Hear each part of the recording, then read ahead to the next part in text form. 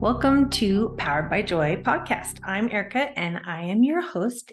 And I'm speaking to you if you are someone who's maybe bored, stuck, angry, maybe you've had some emotions that have been in there a long time and you don't have any outlet for your pent up emotions and you just feel stuck. Maybe you feel helpless to make change in your life, to find joy in your life, to just feel alive and be empowered to create a life that truly is what you want to live, and you are still not sacrificing your passion and commitment to your family and your friends. If that's who you are, you might want to stay tuned here and listen in. So today we're going to be taking one of our next steps in our quest for living a life powered by joy. When I reflect on the journey I started, I definitely didn't realize that this was a step I was going to have to go through that I'm talking about today. In fact, as someone who kind of saw myself as independent, like I really knew myself, this was a big aha that I had to kind of go through this step when I reflected back on my journey. So I'm sure you're probably wondering, like, what could that be? What would be the big question? And that is that I actually ended up looking back and realizing I needed permission to go on this journey of I needed permission to just question the beliefs that I was raised, and I needed permission to learn more and just kind of taking a different perspective of life. And I did not realize how much I needed that permission. And I looked back and was like, oh, wow, I really kind of did. So that is something I thought that was early on that I wanted to share and talk about today. I think about how I needed permission to question my beliefs in relation to religion, my ideas of what happens to our soul and spirit, what happens after we die or our loved ones die. It was quite the rabbit hole. I didn't realize I needed to go down, but it was definitely a path which in the end has brought me to a lot more joy and peace in my life. And I don't believe until we have kind of gone on this own journey and have returned from, we have to figure out like where we've come from. We're not going to know it all. So until we've passed away and experienced beyond where we came from, we won't truly know all the answers. That's part of the mystery. So I like to think of it as an adventure or a quest. I like to think of it as there's a lot of ancestral lineage that we want to question, and there's a lot of blessings that come from our ancestors, but there's also, we'll call them puzzles, or we can call them challenges. I don't like to call them curses, but there are things that we want to explore on our journey of how it's affecting the experience we've had here, especially like how we were raised. Were you going to church? Did you get raised with Christian beliefs, or maybe you're Muslim, whatever your beliefs are, or maybe you were raised in a house that was atheist, but you never talked about souls, spirits, anything spiritual.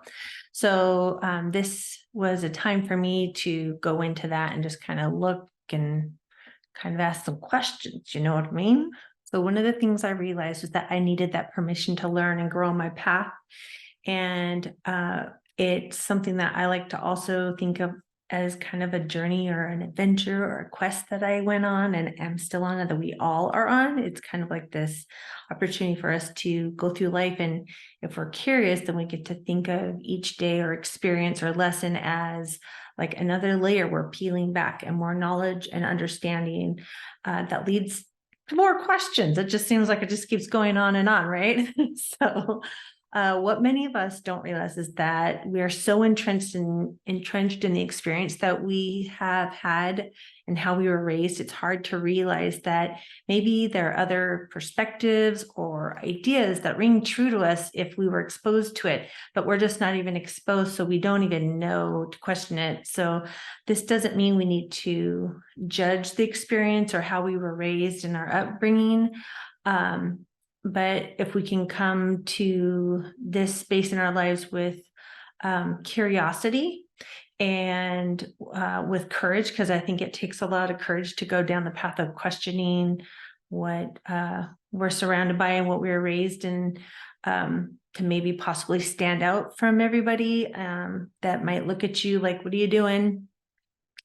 This is the path. And so it does take a lot of courage. So I want to kind of go down this path with you and just sharing my experience so that maybe you don't feel so alone on this journey. So one of the things I realized is as we start asking questions and exploring new ideas that maybe don't align with our family and friends' beliefs and experiences, it can cause disturbances or like I talked about in the last episode, I actually got the Kindle app so that no one could see that I was reading a book, holding a book that had the name of anything that referenced anything woo-woo or spiritual that might have contradicted my childhood upbringing and my Christian beliefs.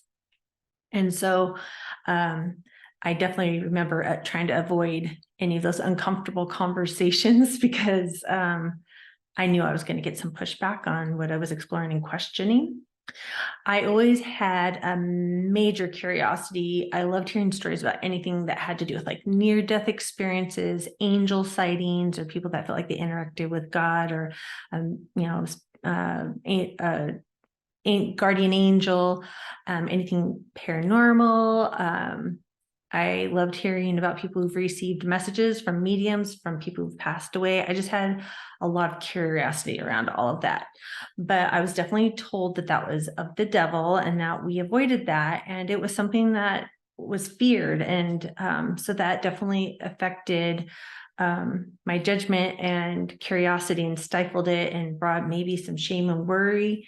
I didn't want people thinking I was having these experiences where I was feeling people and energy and things happening around me.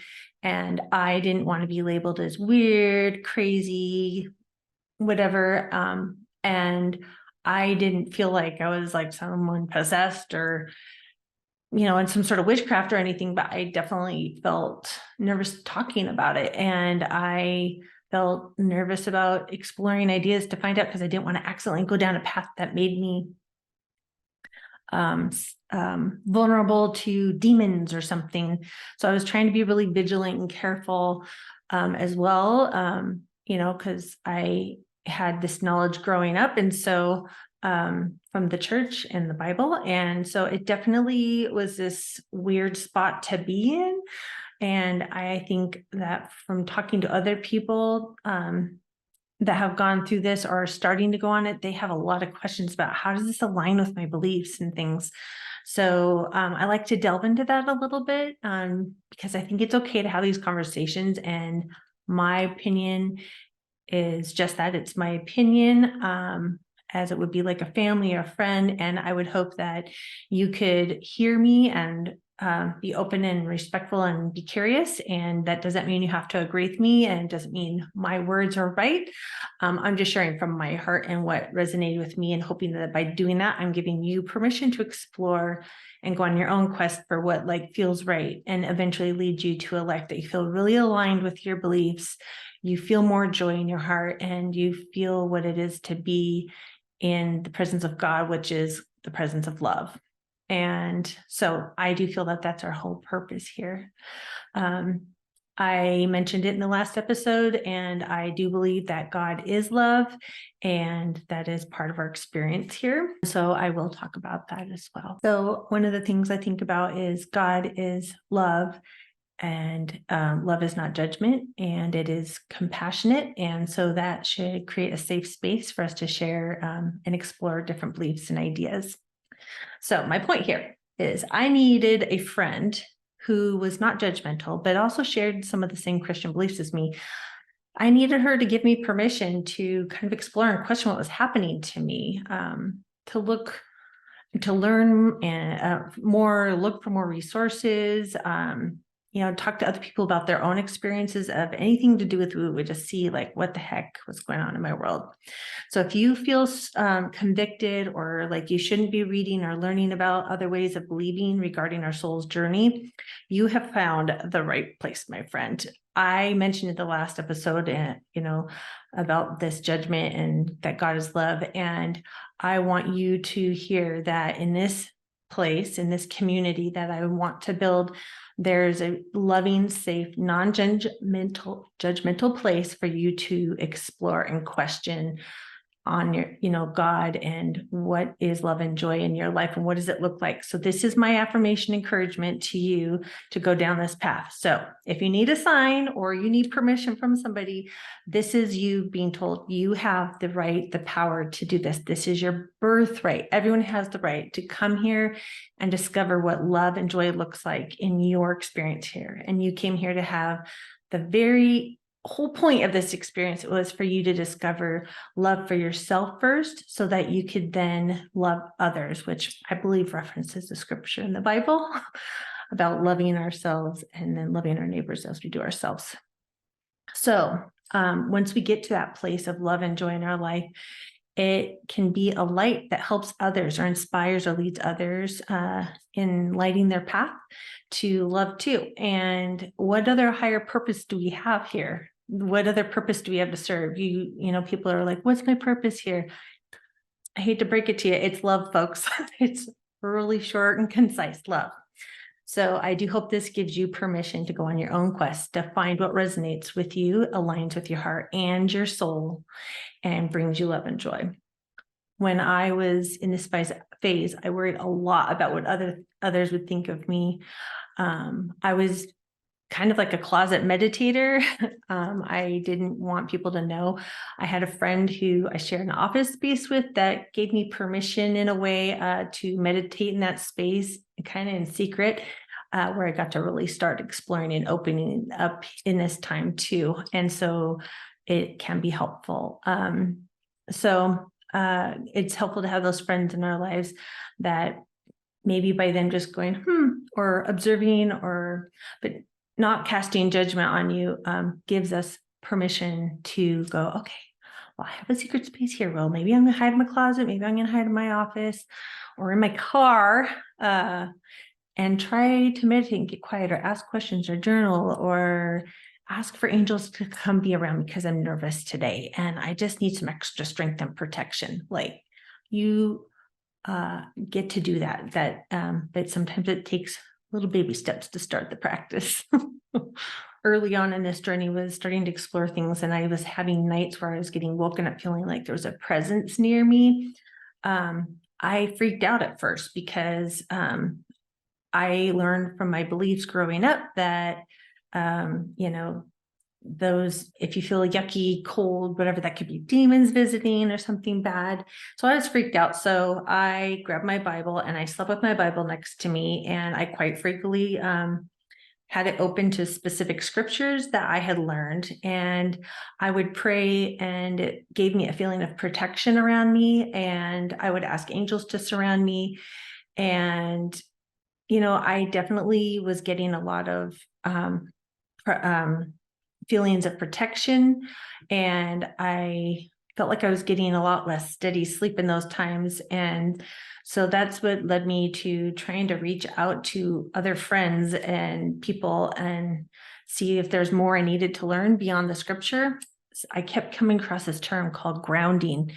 And so I came across it in books I was reading. So that's why I reached out to a friend and said, like, could you help me? Because I'm having this activity happening. Like, one night my door would be open. I'd look at it. A few minutes later, the door would be closed, or my printer would just start printing in the middle of the night. And these things were kind of weirding me out. And I was like, what is happening?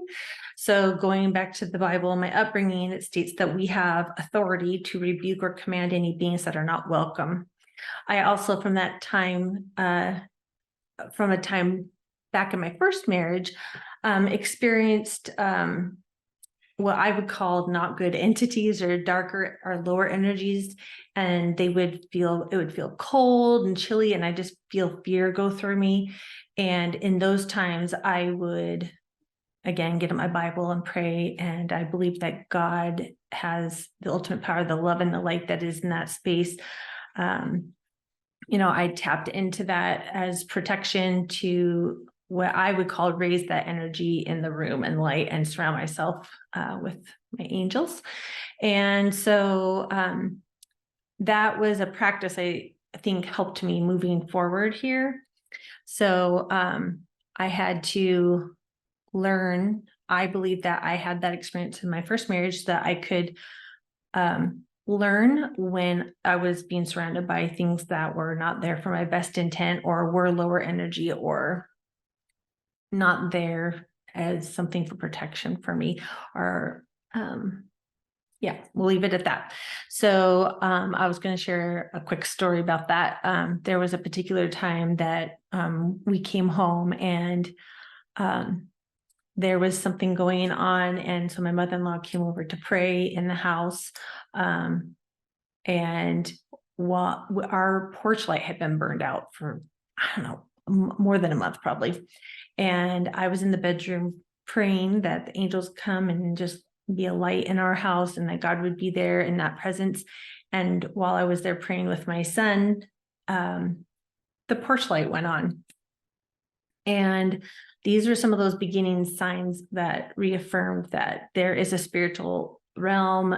And I always believed that, but I just had lots of these experiences in my life that reaffirmed that, there is energetic beings and a higher realm that are looking out for us and protecting us and listening to us and guiding us. And it felt so good to know that, and that we can be shown in physical form here from the other side, that they have the ability to communicate and give us signs like that are unquestionable.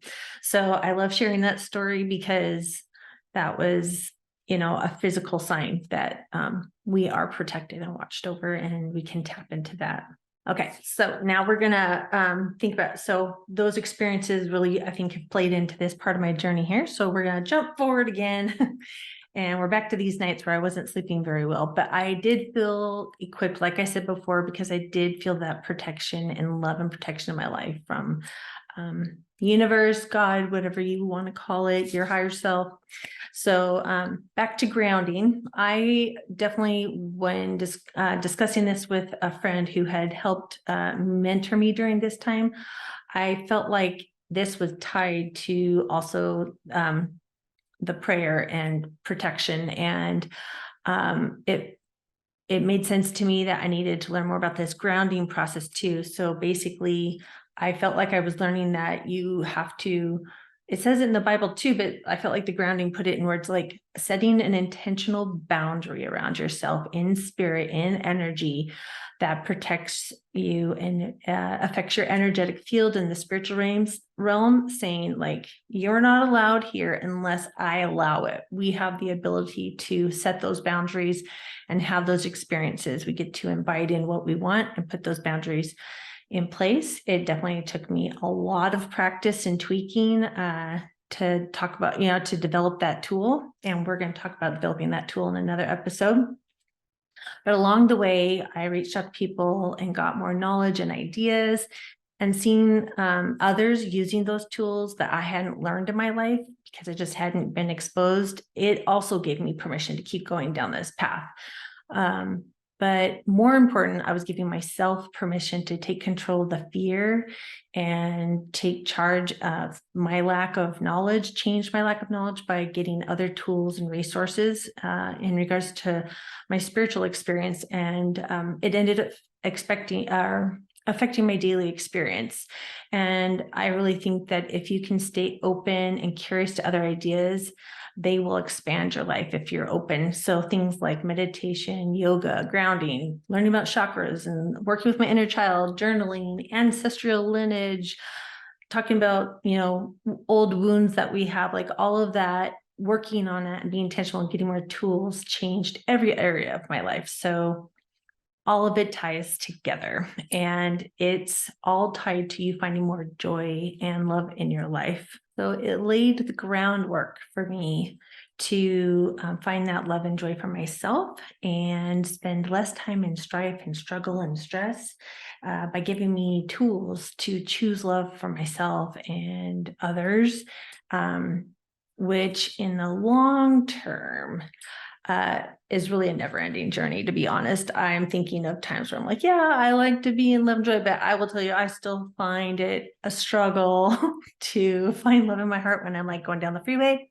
I might like to speed a little bit, but people that camp out in that left lane, man, they just maybe back in the day, I was a race car driver. I don't know, but like, I definitely still am just like, like, yep, that didn't take much to get me out of my love and light and joy.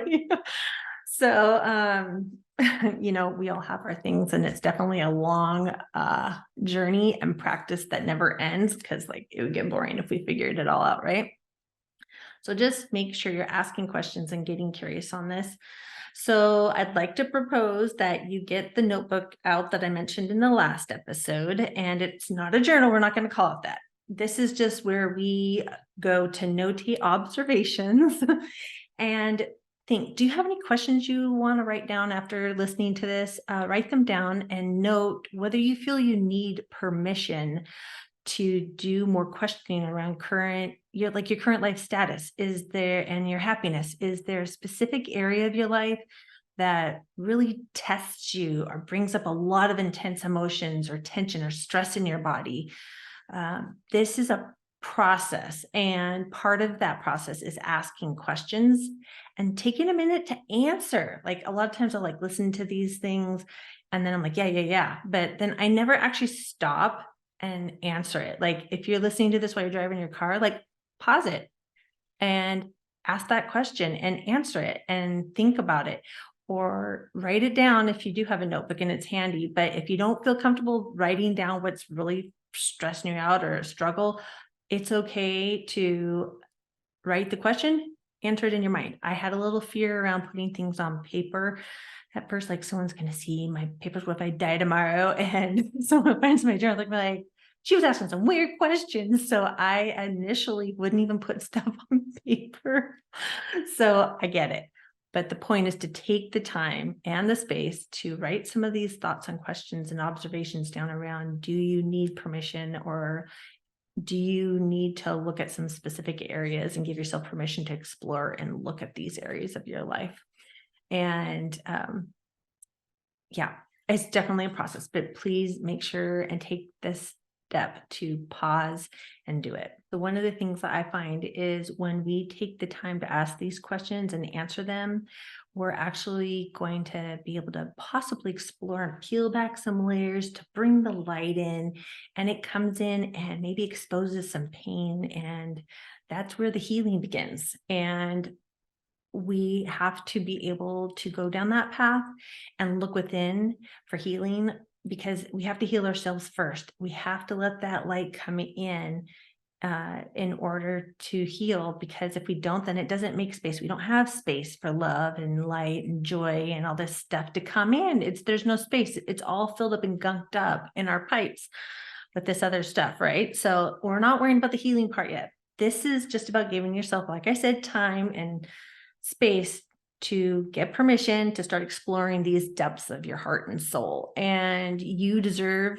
this time and care. It's vital to your growth. It's vital to your journey. And it's like coming up for air, putting the oxygen mask on you first, like you would on the plane. So this is like baby steps. We're just growing a muscle. We're not diving in deep yet. We're just starting baby steps. Okay.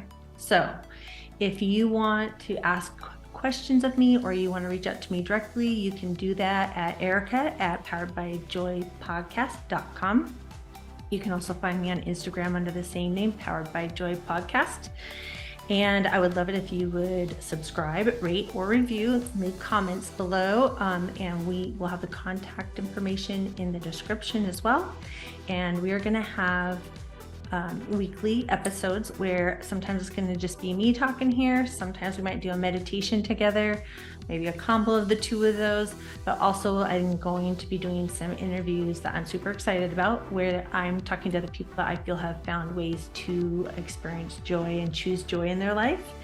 And so I want to thank you so much for joining, and I look forward to next time.